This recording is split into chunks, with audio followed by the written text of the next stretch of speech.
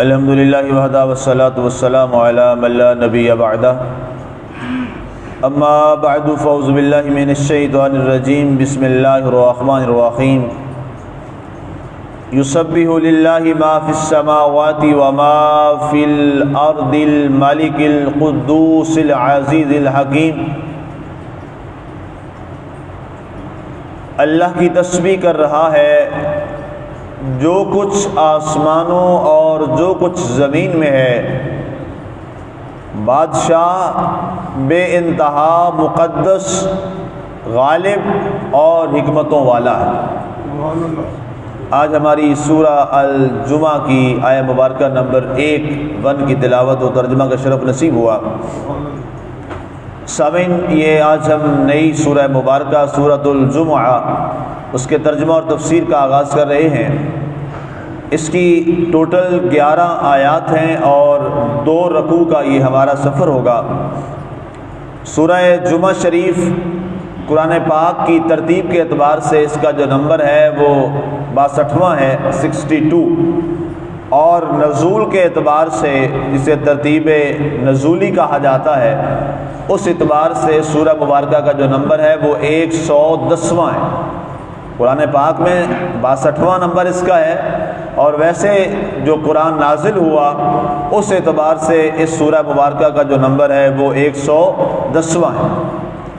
اور یہ سورہ مبارکہ مدنی سورہ مبارکہ ہے، اور تقریباً یہ 7 ہجری کے اختتام اور 8 ہجری کے آغاز میں یہ سورہ مبارکہ جو ہے اس کا زمانہ نزول ہے، شان نزول ہے۔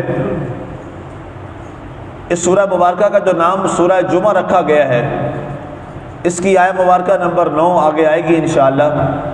اس میں لفظ جمعہ کا باقاعدہ ذکر آیا، اور اس حوالہ سے اللہ تعالیٰ نے مسلمانوں پر ایک فرض عائد کیا، اور ارشاد ہوا وَإِذَا نُودِيَ لِلصَّلَاةِ مِن يَوْمِ الْجُمُعَةِ فَاسْعَوْا إِلَىٰ ذِكْرِ اللَّهِ وَذَرُوا الْبَيْعَ ذَلِكُمْ خَيْرٌ لَكُمْ إِن كُنتُمْ تَعْلَمُونَ۔ تو وہ جو لفظ جمعہ آیا ہے وہاں پر آیہ مبارکہ نمبر 9 میں اس لفظ کی بنیاد پر اس پوری سورہ مبارکہ کا نام کیا رکھا گیا ہے؟ سورہ جمعہ۔ اب سورہ جمعہ جو ہے یہ نماز جمعہ کے لیے بھی لفظ جمعہ بولا جاتا ہے، اور جمعہ کے دن کے لیے بھی لفظ جمعہ ہی بولا جاتا ہے۔ مثال کے طور پہ کوئی پوچھتا ہے کہ جی آج کون سا دن ہے، تو ہم کہتے ہیں آج جمعہ ہے۔ اگر کوئی نماز جمعہ ادا کرنے جا رہا ہو تو پوچھا جائے کہ آپ کدھر جا رہے ہیں، تو ہم کہتے ہیں جمعہ ادا کرنے جا رہے ہیں۔ تو گویا مفسرین نے لکھا ہے کہ لفظ جمعہ ایک ایسا لفظ ہے جو دن کے لیے بھی بولا جاتا ہے، نماز کے لیے بھی بولا جاتا ہے۔ یہ ایسا لفظ ہے جمعہ کا لفظ، دن کے لیے بھی یہی بولا جائے گا، اور جو عبادت ہے، نماز ہے، اس کے لیے بھی لفظ جمعہ ہی بولا جائے گا۔ آپ واپس جاتے ہیں جی کہاں سے آ رہے ہیں؟ جی جمعہ ادا کر کے آئیں۔ نماز جمعہ کہنے کی ضرورت نہیں ہوتی، جمعہ ادا کر کے آ رہے ہیں یا جمعے کے لیے جا رہے ہیں، تو یہ لفظ جمعہ ایک دونوں کی جگہ استعمال ہو رہا ہے، نماز کے لیے بھی اور دن کے لیے بھی۔ اور جمعہ کا دن جو ہے یہ اللہ کے ہاں بڑا متبرک ہے، بڑا برکت والا دن ہے، بڑا عزت والا دن ہے۔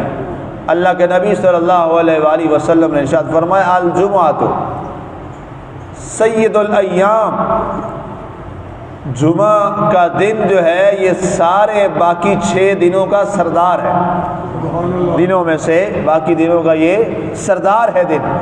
اور ایک اور میں اللہ کے رسول صلی اللہ علیہ وسلم نے ارشاد فرمایا الجمعۃ عید للمسلمین، جمعے کا جو دن ہے وہ مسلمانوں کے لیے عید اور خوشی کا دن ہے۔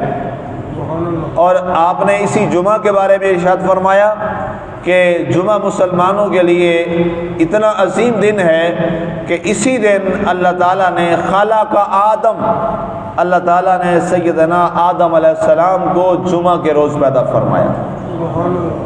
وَدَخَلَ فِي الْجَنَّةِ، اور جمعہ کے دن ہی اللہ تعالیٰ نے آپ کو جنت میں داخل فرمایا۔ وَخَرَجَ مِنْهَا، اور اسی دن میں جنت سے نکالے گئے۔ وَقَبَّلَ اللَّهُ تَعَالَى، तौबतहु यौमल जुमा, और अल्लाह ताला ने जुमा वाले दिन ही हज़रत आदम अलैहिस्सलाम की तौबा को कबूल फरमाया।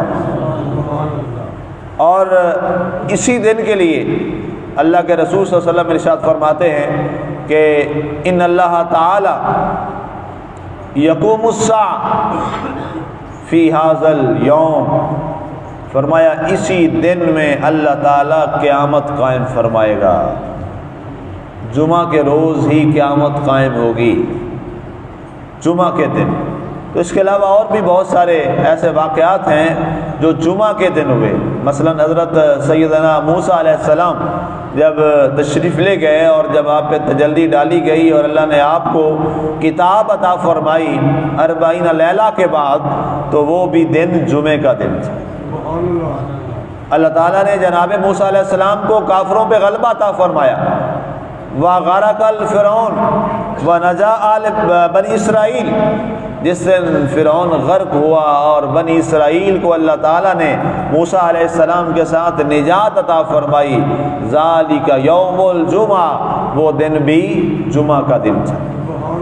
इसके अलावा लंबी फरिस्त पढ़ रहा था, एक बड़ी लंबी फरिस्त है जुमा के साथ जिनका ताल्लुक़ है। तो बताने का मकसद ये है, ये सारे हवाले देने का मकसद ये है कि हमारे जहनों में जुमा के दिन की जो अहमियत है वो उजागर होनी चाहिए कि जुमे का दिन अल्लाह के यहाँ कितना अजीम दिन है, अल्लाह के यहाँ बड़ी अज़मत वाला दिन है।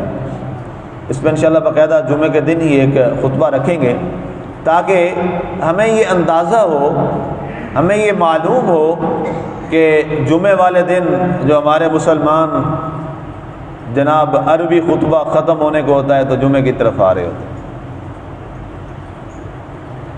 ये एक बहुत गलत रविश चल गई है हम मुसलमानों। हालांकि कुरान इसके बिल्कुल बरअक्स इरशाद फरमाता है। वो आयत जब आगे आएगी उसमें तफसील से बात करेंगे कि वइज़ा नूदिया लिस्सलाति मिन यौमिल जुमुआ का मतलब क्या है। अब तो जुमा इतना मुख्तसर हो गया है, लोगों का इतना मुख्तसर हो गया है, जनाब दौलत की हवस, दुकान की हवस, और कईयों की थी वो भी नहीं है, फजूल बैठे हैं, गप्पे लगाई जा रहे हैं और 2 मिनट के लिए आए, आके जमात पढ़ी और सलाम फेरा और उसके बाद जनाब हो गए। ये कौन सा जुमा है? इसके बारे अल्लाह के रसूल सल्लल्लाहु अलैहि वसल्लम ने फरमाया कि ये बेदुम जुमा है जिसकी कोई हैसियत नहीं है, आए और 2 फ़र्ज़ पढ़े और उसके बाद रुख़्सत हो गए। सरकार दो आलम सल्लल्लाहु अलैहि वसल्लम ने इरशाद फरमाते हैं बग़ैर तौर पे कि जो ही मुअज़्ज़िन अज़ान दे और जो ख़तीब है वो मिंबर पे बैठ जाए तो फरमाया उस वक्त तुम जुमा के अंदर मौजूद रहो, क्योंकि ये मकबूलियत के लम्हात हैं। फरमाया जब ख़तीब मिंबर पे बैठता है खुतबा के लिए, उस वक्त से लेकर जुमा की नमाज के इख्तिताम तक ये वाला जो दौरानिया है ये दुआओं की मकबूलियत का दौरानिया है। ये हदीस से पाक है और इस हवाला से और बहुत सारी हदीसें हैं, वो इंशाल्लाह आगे जाकर उस आयत पे बात करेंगे। तो ये जुमा के बारे में चंद एक अहम जो मालूमात थी वो मैंने अर्ज़ कर दी। उसके बाद आगाज़ अल्लाह ने इस सूरह जुमा का फरमाया युसब्बिहु लिल्लाह, अल्लाह की तस्बीह के साथ। अल्लाह ताला ने अपनी हम्दो सना के साथ इसका जिक्र किया। पहले भी युसब्बिहु लिल्लाह ये वाली आयत बार बार गुजर चुकी है, इसकी तफसीर में बहुत जगह बयान कर चुका हूँ। अल्लाह फरमाता है कि इस कायनात में जो कुछ भी है, मा फिस समावाति व मा फिल अर्द, ज़मीन व आसमां में जो कुछ भी है सारे का सारा अल्लाह का जिक्र कर रहा है, अल्लाह की तस्बीह कर रहा है, अल्लाह की तहमीद कर रहा है, अल्लाह की हम्दो सना कर रहा है। क्या इंसान, क्या हैवान, क्या चरिंद, क्या परिंद, क्या खजिंद, क्या दरिंद, क्या नबातात, क्या हैवानात, क्या जनाब पहाड़, क्या सितारे सैयारे, जो कुछ भी है ये सारे का सारा, हत्ता कि ये दीवार जो है, ये पत्थर जो है, ये लकड़ी, ये सारा कुछ जो कुछ भी है ये सारे के सारे अपनी ज़ुबान हाल से अल्लाह ताला की हम्दो सना कर रहे हैं। وہ ایسی ذات ہے، وہ ایسی ذات ہے، وہ ایسی ذات جس کا ذاتی نام کیا ہے؟ اللہ۔ اب یہ اس میں جلالت ہے، اور اس میں جلالت کا مطلب یہ ہے، اس عظیم نام کا مطلب یہ ہے کہ ساری کائنات پر جلال، روب، دبدبہ، قبضہ قدرت سارے کا سارا کس کا ہے؟ وہ صرف اللہ وحدہ لا شریک کا ہے، اور اس کے قبضہ قدرت میں کوئی ایسی چیز نہیں ہے جو ایک لمحہ کے لیے اس کے حضور نافرمانی پہ اتر کے اس کا مقابلہ کرے۔ فرمایا نہیں، لا الہ الا اللہ۔ کلمے کا آغاز بھی اسی بات پہ ہے کہ اس کائنات میں کوئی اور نہیں ہے، کوئی اور بادشاہ نہیں ہے، کوئی اور حاکم نہیں ہے، کوئی اور فرما روا نہیں ہے، اور کسی اور کا تسلط اور قبضہ نہیں ہے۔ اس ساری کائنات پر اگر قبضہ قدرت ہے تو صرف میرے اللہ کی ذات کا ہے۔ یہ ہے یسبح للہ، ہر چیز تسبیح اللہ کی کر رہی ہے۔ ما فی السماوات و ما فی الارض، جو کچھ آسمانوں میں اور جو کچھ زمین میں ہے۔ الملک القدوس، فرمایا ایسا وہ بادشاہ ہے جو بڑا ہی مقدس ہے۔ تقدس، جتنی کائنات میں پاکیزگیاں ہیں ساری پاکیزگیاں اللہ کی ذات کے لیے، جتنی طہارتیں ہیں وہ ساری کس کے لیے ہیں؟ اللہ کی ذات کے لیے ہیں، اور اسی لیے اس کے لیے پڑھا جاتا ہے سبحان اللہ۔ یہ لفظ پڑھا جاتا ہے، بڑا خوبصورت لفظ ہے، بڑا پیارا لفظ ہے، سبحان اللہ۔ اے اللہ تیری ذات بڑی پاک ہے، اے اللہ تیری ذات بڑی پاک ہے۔ یہ اس کی اصل روح سمجھنی چاہیے۔ سارے لگے جی سبحان اللہ کو، سبحان اللہ کو، نہ کہنے والے کو پتہ، نہ کہنے کلوانے والے کو پتہ۔ اصل اس کا مقصد کیا ہے؟ اصل مقصد یہ ہے، یہ جب بھی آپ پڑھیں تو ذہن میں یہ بات آئے کہ میرے مالک کی جو ذات ہے، آپ نے کوئی اچھی بات سنی، کوئی بات آپ کو پسند آئی، وہ بہت اچھی بات ہے، آپ نے اس کے آگے سبحان اللہ اس لیے کہا کہ یہ بات بہت اچھی ہے، لیکن سب سے زیادہ پاک کس کی ذات ہے؟ اللہ کی ذات۔ تو یہ ہے کیا؟ سبحان اللہ، ما احسنا ما اجملا۔ کیا ہی حسین و جمیل یہ بات ہے، کیا اجمل ہے، لیکن سب سے اعلیٰ کون ہے؟ سبحان اللہ، اللہ کی ذات سب سے اعلیٰ ہے، سب سے زیادہ وہ پاکیزہ ہے۔ ساری طہارتیں اور ساری پاکیزگیاں کس کے لیے ہیں؟ اللہ کی ذات کے لیے۔ سبحان اللہ، اللہ پاک ہے ہر عیب سے، ہر کمی سے، ہر نقص سے، وہ مالک اتنا اکمل ہے۔ آگے فرمایا العزیز، وہ غالب ہے سارے فیصلوں پر۔ اللہ کا فیصلہ کبھی تبدیل نہیں ہوتا۔ لا تبدیل لکلمات اللہ، اللہ کے کلمات میں تبدیلی نہیں ہوتی، وہ جو چاہتا ہے فیصلہ کرتا ہے۔ اس کائنات میں صرف ایک اللہ کی ذات وحدہ لا شریک ہے، جس کا جو فیصلہ ہے وہ برحق ہے، اور وہ جو فیصلہ کرتا ہے وہ درست کرتا ہے۔